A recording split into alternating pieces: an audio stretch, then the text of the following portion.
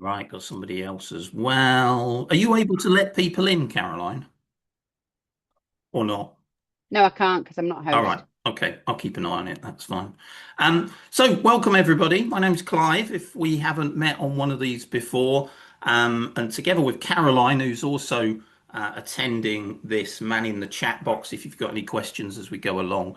Um, we are the directors and owners of Peak Accountancy Training. So we provide all sorts of different courses, sort of traditional distance learning, basic online stuff, live online classrooms, and also physical classrooms if you happen to live in the sort of Liverpool, Chester areas. If you're interested in our courses at any point in your studies, feel free to go and have a look at our website. Um, our slide's slightly out of date. We have got a 20% offer on at the moment off all our courses, but we extended it to the end of March.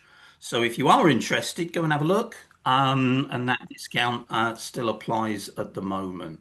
Anyway, what I should do is change my view because we are here. Oh, just bear with me. Technology moment. Right, there we go. We are here to talk about absorption costing. So let me just get the right slide up. Hopefully you can see that absorption costing through the levels. I'm sure um, you may all be at different levels, whether you're doing level two, whether you're doing level three, or whether you're doing level four. Absorption costing features at all of those levels. And what I wanted to do is try and give you a bit of a decent overview of what is the point of it. Why are AAT making us study this stuff? Does anybody use it in real life? And for God's sake, I just want to be a financial accountant and produce profit and loss statements and statements of financial position. I don't want to get involved in all this costing nonsense. So what I wanted to do is to give you an overview because I always think if you can buy into what is trying to be achieved, then it makes a lot more sense. And it stops you sort of getting so worried about, oh God, I need to remember that formula. There's so many formulas. What's going on? Because a lot of the formulas are very simple at the end of the day. And if you understand the basic principles, then they're quite logical to put together. As I said, if you've got any questions as I'm going through, Caroline's sitting in on this as well. So please do put questions in the chat box. By all means, if you want to, open up your microphone and speak to me as well. And I'll try and sort of field as many sort of questions as I can. These notes will be made available through the group as well. So you don't need to worry about sort of scribbling anything down necessarily unless you really want to. So let me start working through my notes. God, people are still coming. So, as I said, absorption costing features at all different levels. So, typically at level two, what you're going to be asked to do is to calculate what we call overhead absorption rates, which are simplified down to the letters OAR. At level three, you are again expected to be able to calculate overhead absorption rates, but you also are expected to step that up a little bit and take it a little bit further and get involved with calculations of something called an under or over absorption adjustment. So we need to sort of get that behind our belts. Also at level three, you take it back a step really, and you get involved in establishing what the overhead costs of the business are in the first place. And that is where your overhead allocation and apportionment methods come from. All you're trying to do is divide your business up into the part of the business that directly supports production and the part of the business that still supports production but not in a direct way. So these are indirect costs or overheads as we call them. And what we need to do is make sure that we understand what the overheads of the business are and in what cost centers they're occurring basically. So that's where your allocation and apportionment system comes in. At level four, all of that knowledge is expected to be retained, of course, But what you tend to do at level 4 is step it up again, and they introduce another type of absorption costing, which is a lot more detailed, called activity-based costing. And typically they expect you to be able to compare and contrast the method that you've learned at level 2 and level 3 with the more detailed activity-based costing. So I'll mention that briefly at the end. I haven't got a numerical example for you today because I'm only aiming to do about half an hour here because I think that's perfectly long enough for your lunch times. But we'll pick up on activity-based costing in a later session.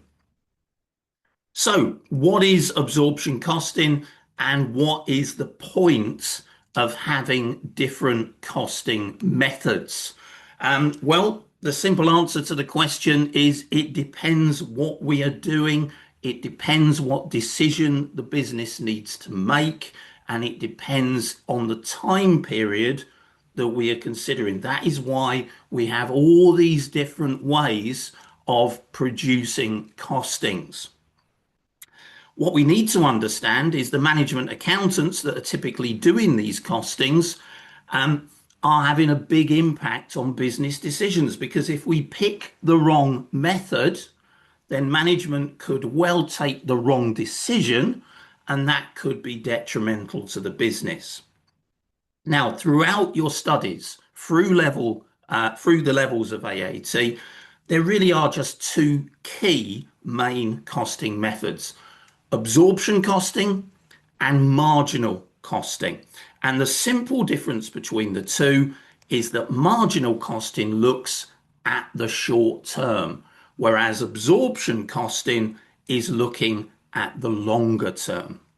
So I'm going to attempt to answer 3 questions in this session, show you some brief calculations as well to go through the formulas that you need to know. I'm going to attempt to answer what absorption costing is, when we use it, and what on earth is under or over absorption adjustments all about.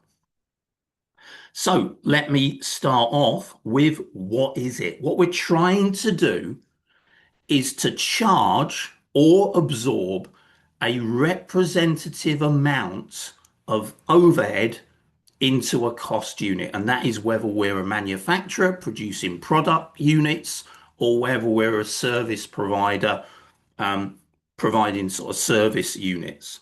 Remember, an overhead is an indirect cost, so there is no direct relationship with what we're doing. There's no direct relationship with an individual product unit or an individual service unit, unlike materials and labor, where you can easily make the relationship. Yeah, if you don't make the unit of product, you don't incur the material cost, you don't incur the production labor cost. So overheads are incurred by the business regardless of what the business is specifically doing. If you take your facilities costs, which often make up a big chunk of your overheads, those costs are being incurred because the business owns or rents those premises. And it doesn't matter basically of what is going on within those premises. So the business needs premises to operate.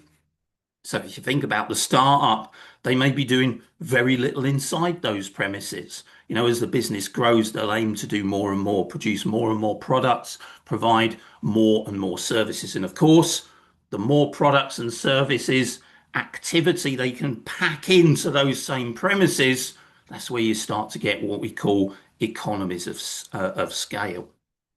So what we need to do is work out how much of this overhead that the business is incurring, which is a necessary part of what we're producing and providing, how much of that overhead is it fair to charge to an individual cost unit, a unit of product or a unit of service?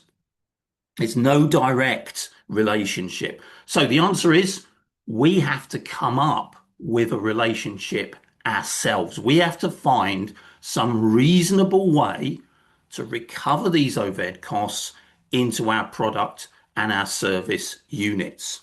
So the decision on how that's done is down to us, but every decision we make, every assumption we take has an impact on that final cost And of course, one of the things we're using that final cost for is to work out a price for our product. So ultimately, those decisions of how we absorb is affecting the final price.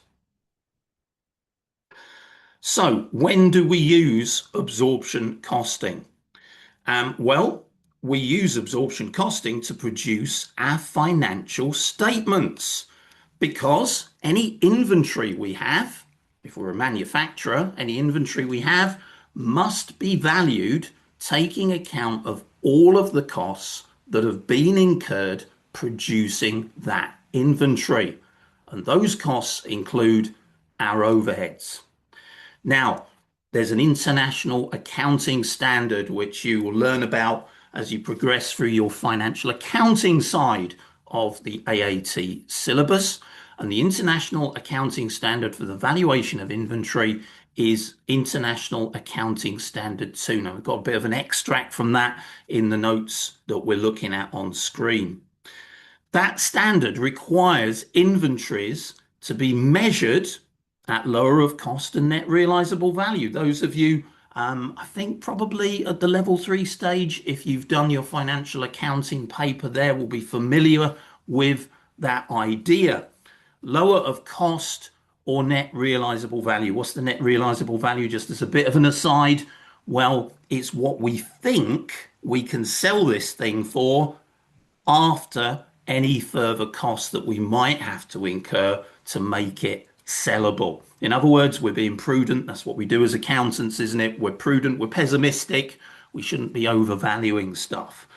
But the cost side of that idea, lower of cost or net realizable value, the cost side includes all of the costs of bringing the item to its current location and condition. That basically means not only charge the direct costs in AAT's world, that's materials and that's production labor, but also charge a reasonable share of our production overheads. So that means we've got to use some form of absorption costing to produce our financial statements. Okay, so we need to focus in on absorbing, working out a way of coming up with a reasonable charge to charge some of these overheads to our cost units.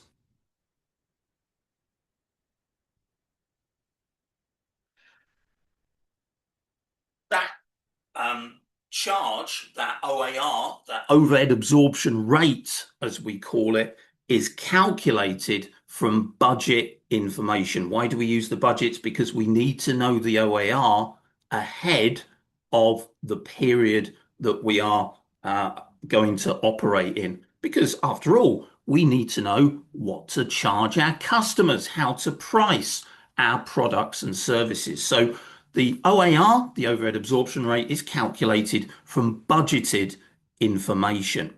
Now, that basically means it's an estimate.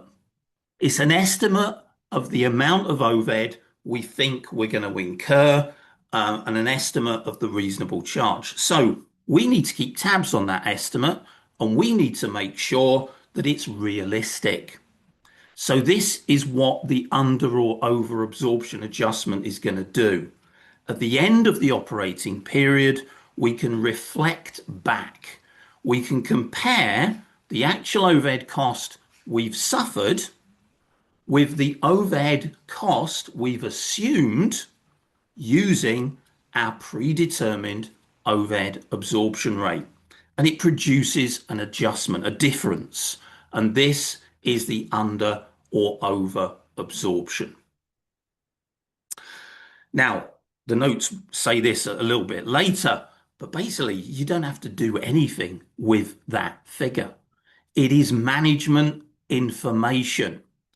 The bigger the figure, the more likely it is that management might make a decision to change the overhead absorption rate, which would change our product cost, which potentially changes decisions like price. Okay, so that's an overview. Let's have a look at some numbers. I'm going to take you through some numerical examples using the formulas that AAT are going to examine us on. So we've got a table here, we've got budget information, and we've got actual information. Our production overhead cost was budgeted to be £120,000. Now, by the end of the period that we're operating in, the actual overhead cost, which is of course what we would have collected in our general ledger, is £100,000. So we didn't spend as much as we thought we did. Our company produces two products, product A and product B. Now, according to our budget, we planned to produce 15,000 units of A and 5,000 units of B.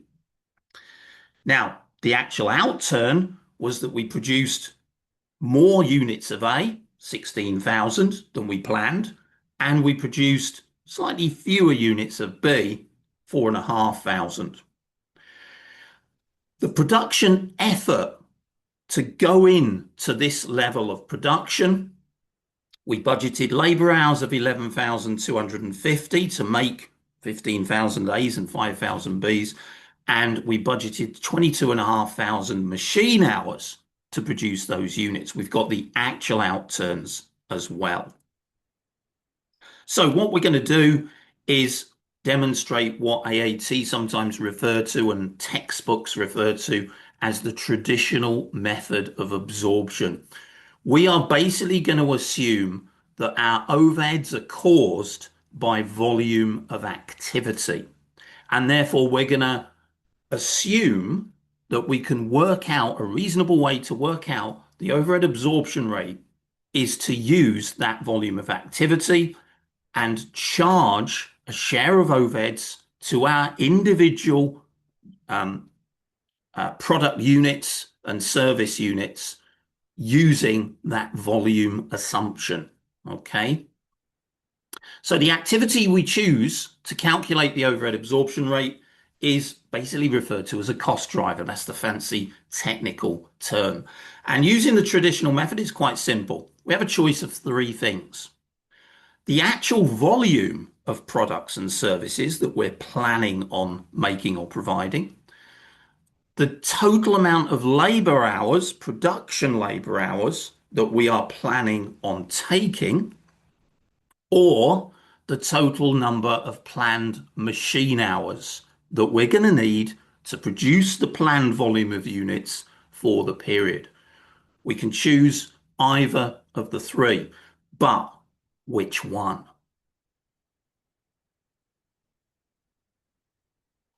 The basic overhead absorption rate formula is there at the top of the page. It is the budgeted overhead cost divided by the total budgeted activity. The choice of activity, volume of units, labour hours or machine hours, down to us. So, how do we choose? Well, if we only have one product that we provide or one service that we provide, there's no need to get complicated. We just use the budgeted volume of units we're planning on providing.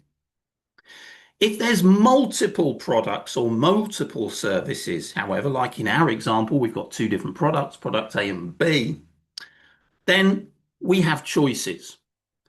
If each of our products, A and B, let's use those as the example, are put together in pretty much the same way, they use the same amount of effort, then I would stick to using the volume of units as the activity to work out my overhead absorption rate. However, if the production methods of my two products are very different and they require different amounts of effort, that is when I would choose labour hours or machine hours. For example, if I used just the budgeted volume of units, so in my example, we had in the budget, sorry, just trying to get we had 15,000 A's and 5,000 B's, yeah? If I assumed that basically they took the same amount of effort, processes were very similar. I could say, right, my total budgeted activity is 20,000 units, regardless of the product. Divide 20,000 units into 120,000 pounds. That gives me what? £6 per unit, my overhead absorption rate. I would charge every unit with £6. Yeah?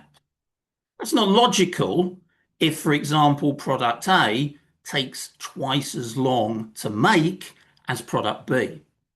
Because surely logic would say, well, A should get twice as much of the overhead.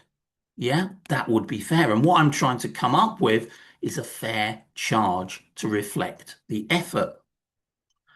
So if my processes were different and I've got multiple products, I would choose budgeted labor hours or budgeted machine hours because they show me the effort that is going in to the manufacture of the units or the provision of the service.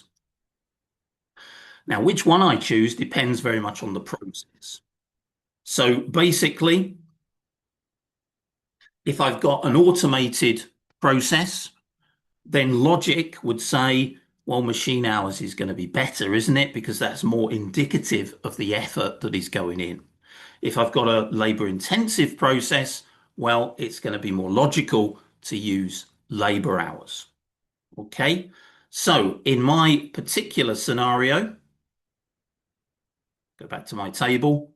In my particular scenario, I've got two products. I'm thinking, right, I'm not going to use units necessarily because there might be big differences in the processing. Labor hours budgeted, I can see that there's far more machine hours than labor hours. It's a more automated process. Therefore, it's more reasonable to recover my overheads on a machine hour basis. So my activity to work out my overhead absorption rate is going to be machine hours. Remember, always use the budgets. So here's my calculation. £120,000 was my budgeted cost. 22,500 hours of machine time is planned to make those budgeted units. 120,000 divided by 22,500 is £5.33 per hour. I'm going to absorb my overheads, recover my overheads, charge my overheads to my product units at £5.33 for every machine hour they need. Okay, what I'm trying to do is get a costing for product A and product B. Okay, so all I need to know now is how many machine hours are needed to make a unit of product A or to make a unit of product B. Quite often in AAT exams, particularly at the levels 2 and levels 3, they will only tell you that the company does one thing. Okay, quite often. So let's say that we are told that product A needs one machine hour to make a unit and product B needs 1.5 machine hours to make a unit. So I can work out my overhead charge for a unit by multiplying those hours by £5.33. There we go. So product A, £5.33 an hour times the one machine hour it takes. £5.33 is going to be charged to a unit of product A. It will join my cost of materials. It will join my labor cost, and I'll get my full production cost. Yeah. For product B, 1.5 hours at £5.33 an hour gives me £8. So, as I say, add my direct costs. I have the full production cost of a unit. But at the end of the period, what I want to do is keep tabs on whether these overhead charges that I've made to create my product costs, to make my decisions, really are truly reflective of what's going on in the business. So this is where I calculate my under or over absorption adjustment. I'm basically going to compare my estimate to my outcome and look to see how big the difference is. So, second formula, the under or over absorption adjustment is simply the difference between my actual overhead cost 100,000, I think it was, wasn't it? And what I call my absorbed overhead cost. How do I work out that? Well, my third formula there, the absorbed overhead is going to be the actual activity times my predetermined overhead absorption rate. Okay, so let's just go back to my numbers. I want to work out my absorbed overhead.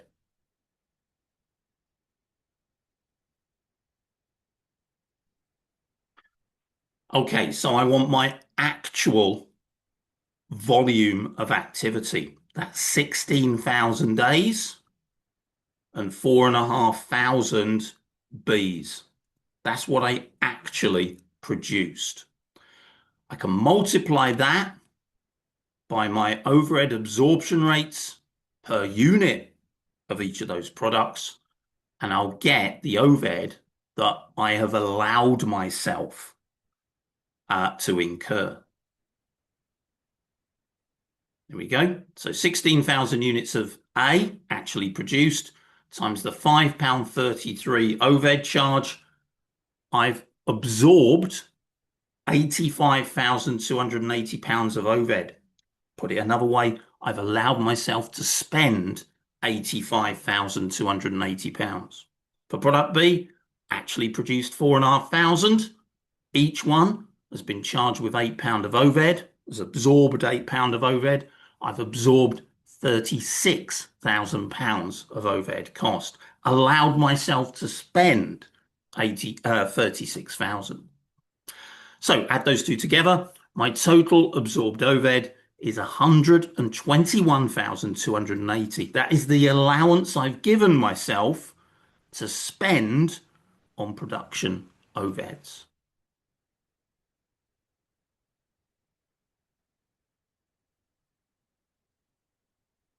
So here is my under or over absorption adjustment. Actual overhead 100,000, absorbed overhead 121,280. The difference between the two is 21,280. Have I over or have I under absorbed? Well, as my absorbed figure is bigger than my actual, I've over absorbed. If it was the other way round and my absorbed figure was lower than my actual, I would have under absorbed. So what? What difference does it make? What do I do with that £21,280? Potentially nothing. It's management information. The bigger that figure, the more likely it is management might have to make some decisions to change some things because it's basically given us an idea of how accurate our overhead absorption rate is. And remember, that rate has been used to produce our product costs, which in turn has been used to make decisions about profitability, selling prices, etc. So in our case, because we've overabsorbed, if you think about it, we've allowed ourselves to spend 121,280, but we've only spent 100,000. Happy days. That must mean more money for us. Bigger profit.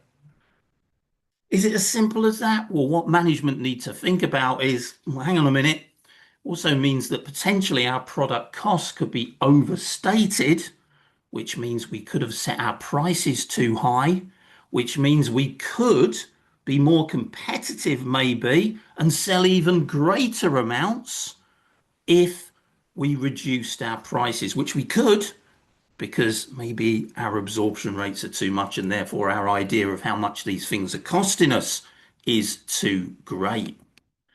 But remember, our overhead absorption rate has been based on budgets.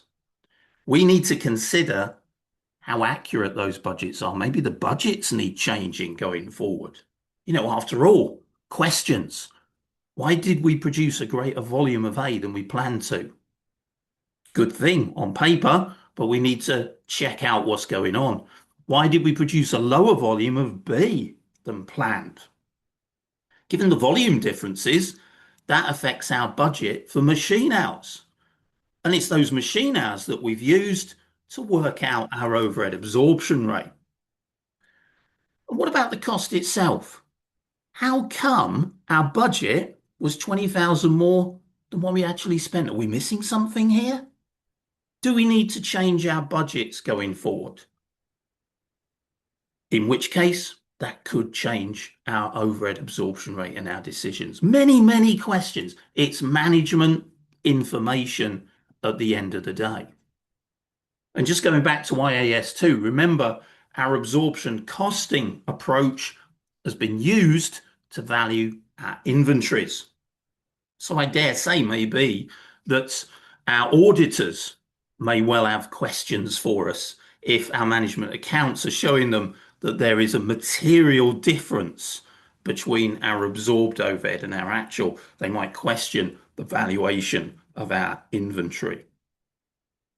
As I put on the note there, wow, this is big stuff, isn't it, at the end of the day?